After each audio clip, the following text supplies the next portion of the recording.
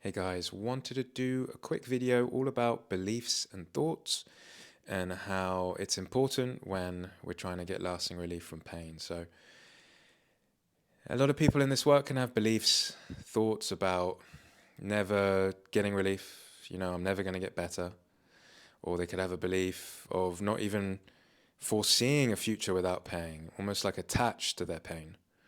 Or there's a belief that we have to be perfect at something all the time, or we always need to be liked, we always need to be the best, we always need to be in control, we always need to feel good.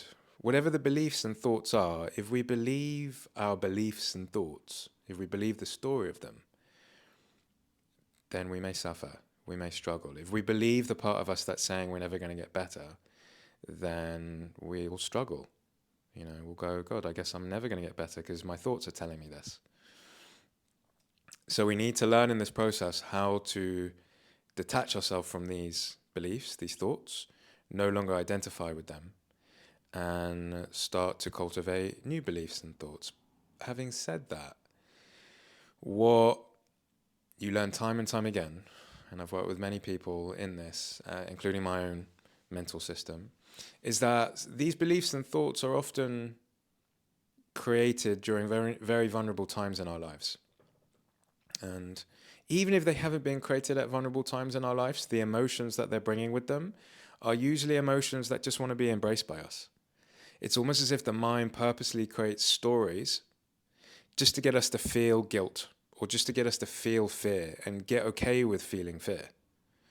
Or there was early stages in our life where we had to create the belief of needing to be a perfectionist or needing to have pain in order to get love in some way.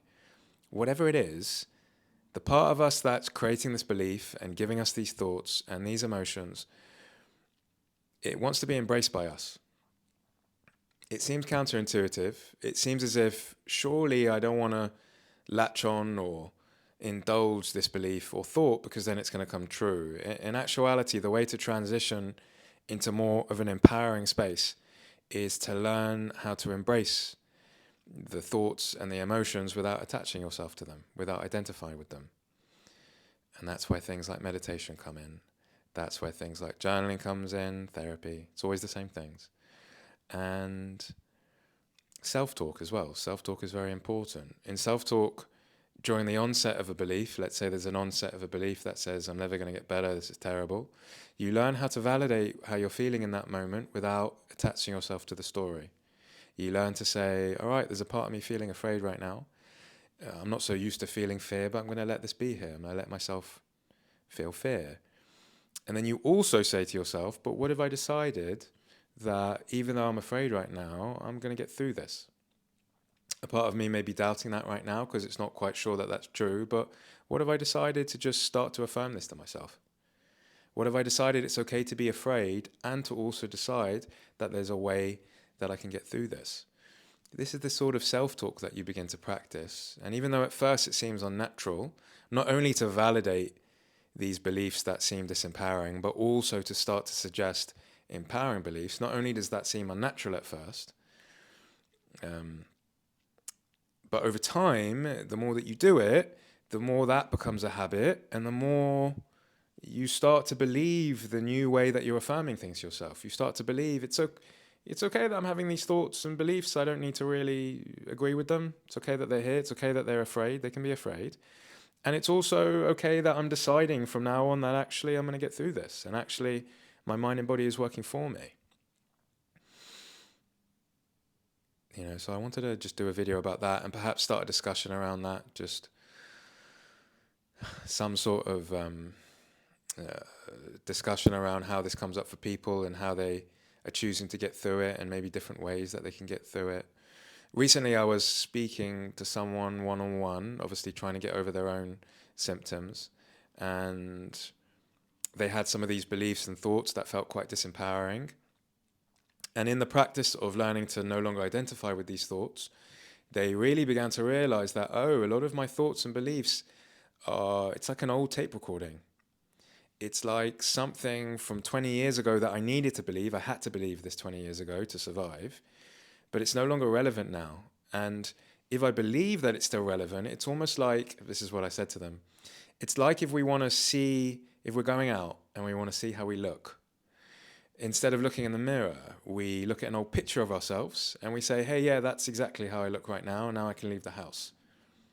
Doing that is the same as listening and agreeing to the beliefs and thoughts that are coming up for us in the present moment. Because a lot of the time, these beliefs and thoughts are old pictures.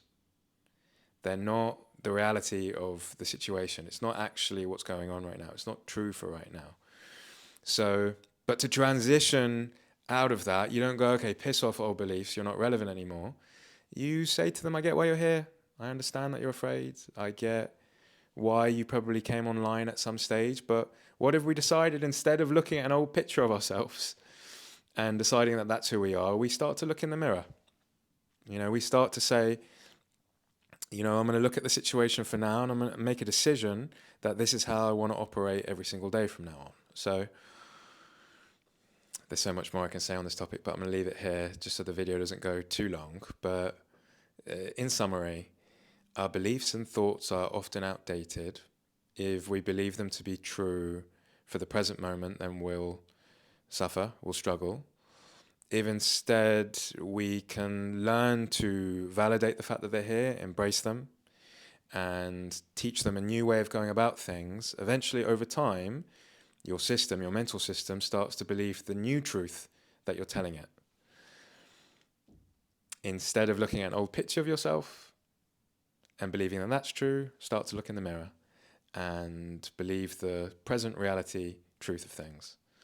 That's the video. Any comments you have, comment section below. Any questions you have, comment section below. Otherwise, thanks for watching. Hopefully speak to you guys soon.